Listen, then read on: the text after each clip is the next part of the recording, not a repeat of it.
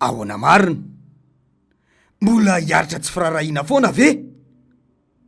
Mirona tanteraka amin'ny politika ivalenta sy toetsaina mirefarefa amin'ny tany ny mpitondra ankehitriny, mietraketraka ary tena mihevitra ny anana fahefana mandrakizay etỳ tany ka hatrany an-danitra.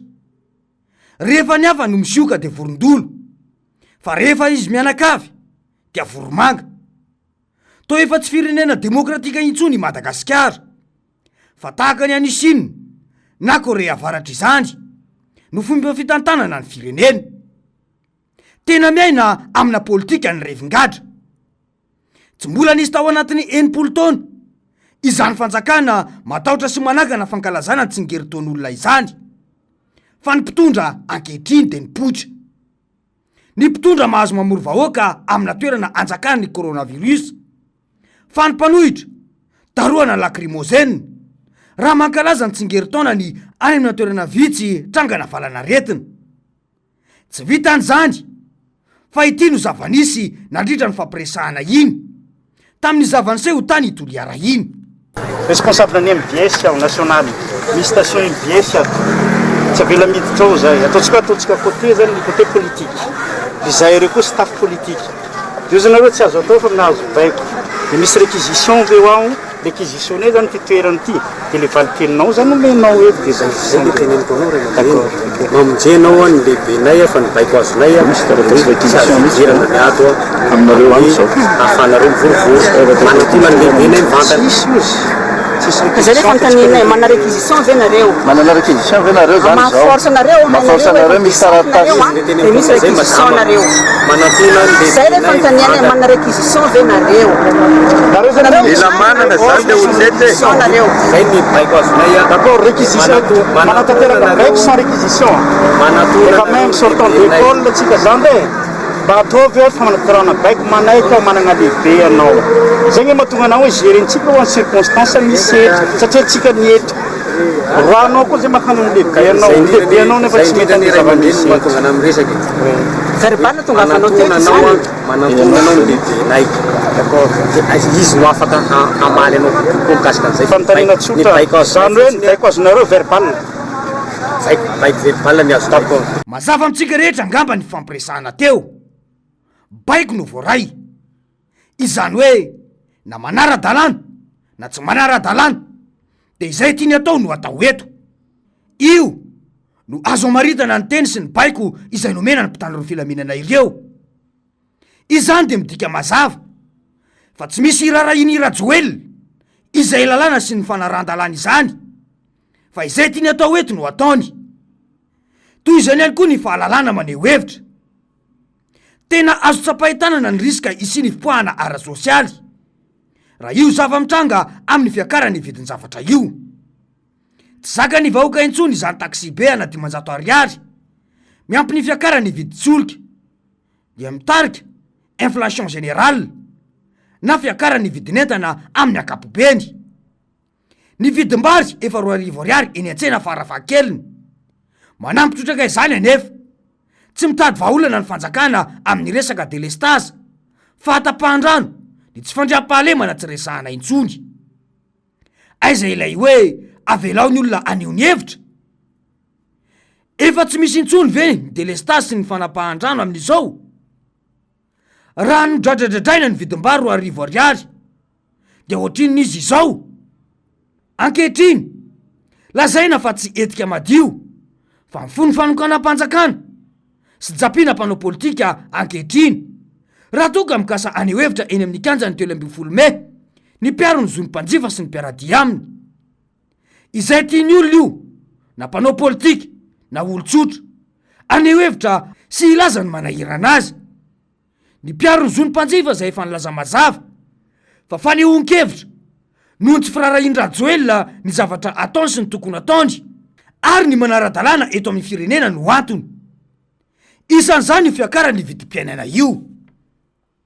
Hoy mantsy izy ireo tamin'izany hoe tsy manana mpanao politika izay tompoko ao ambadika anay. Raha nanana mpanao politika izay nandeha 4x4 amin'izay tany aliany rehetra. Zao hitanareo taxi be, mandeha taxi moto taxi be, mandeha ditongotra izahay. Manam-pirofo zany amin'ny mampanjifa ny olona rehetra na anareo mpanao gazety ange mpanjifa rehefa tongeninareo mpanjifa fa tsy hoe amin'ny mampanao gazety anareo afandre nareo rehefa makasary manao ny asanareo fa rehefa midinika amin'ny anareo amin'ny mampanjifa anareo ohatr'izay koa mpitandro filaminana mpanjify reny ka rehefa eritreritra andreo ny sambotra na mpitsara ary izy mpanjifa koa izy de zareo ihany mahafantatra ny tokony ataony hoe na mpanao politika zany tonga eny de tsisy etikety politika eny fa mpanjifa ny atongavany eny ary tsy misy hoe mpanao politika nisy eo lohany hitaritariketsikeo fa ny mpiaron'ny zo mpanjifa tompoko ny tompon'antoka amin'le etsika pasifika zava amitsika rehetra angamby izany angany sy ny raharainy rajoelona izay fanazavana sy ny hoe lalàna manome malalaka ny fanehokevitra izany na lefa ny any ny mpitandro ny filaminana satria izay tia ny atao no atao eto fa tsy izay tia ny vahoaka ka tsy misy raharainy izay fitarainam-bahoaka any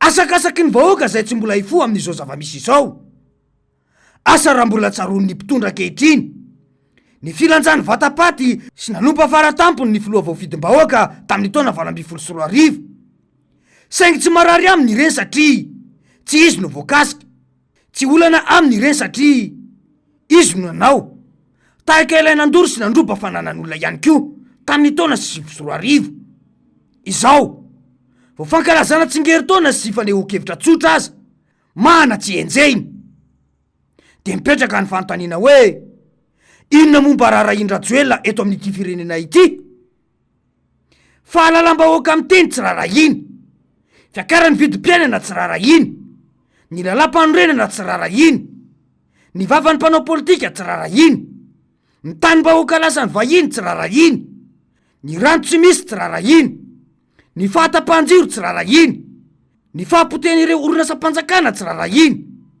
fa ahoana mariny dia hoy ny tantsapam-bolo tonga saina hoe donc zany tsy metraiky mivantana any amin'ny tantsasa any amin'ny fiainam-bahoaka mihitsy zany ataon'izao fitondrana zao hoe de zay mbola nanovako ny olona foana zany hoe sahi mijoro nareo sahi miady nareo fa raha izao fitondrana zao no mbola mitohy a reo mbola hitohatra amin'ny 2023 raha izaho manokana aloha tsy ekeko tsony zany zao fitondrana zao hoe tena potika ny fireneko potika teko hoe potika ny fireneko satria nanontany ahatra no mena ny karana amidy amin'ny karana daolina eo zany taninay ety sy tany ngedabenay ety tsy mety zao mena ny karana zany zavatra mampalahelo zany marina mihitsy izay voalazana izay potika ny firenena ary tsy misy mihainy ny vahoaka malagasy manoloana ny olana maro samihafa ny trosa izay ampidiry ny mpitondra nefa ny vahoaka malagasy any no miaraka mandoha izany amin'izao aza moa dia fantatra ihany koa fa nanambary ny lehibe ny délégation na lefitry ny vondrona européanne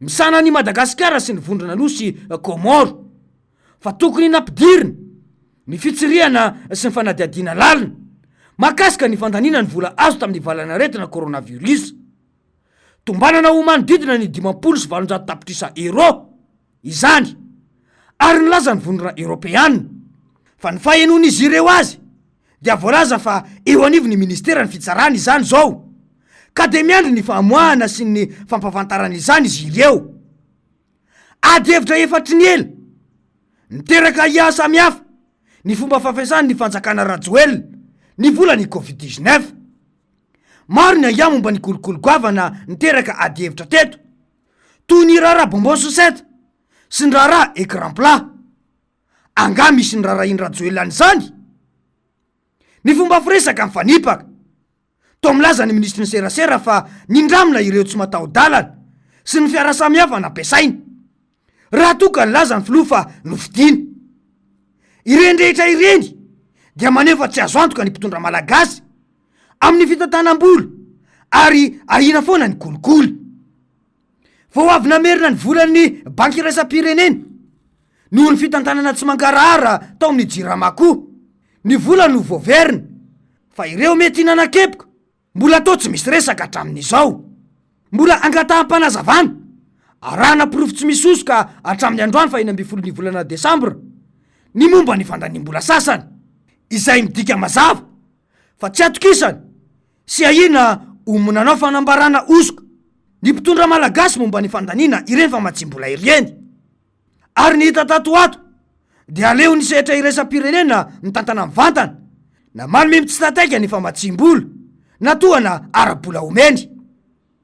Efa impiry moa ny mpanohitra sy ny firaisamonim-pirenena no nitaky fametrahana io mangarahara io, fa nga nisy ny rarainy rajoelona izany. Ny hita aloha dia ny fikarohana hevitra ny mba hitazomana mafy ny seza izay azo tamin'ny doublon ihany no rarainy rajoelona fa tsy ny fiainam-bahoaka velively. Mola hiaritra tsy firarahiana ihany ve ny vahoaka malagasy? Fa ahoana mariny?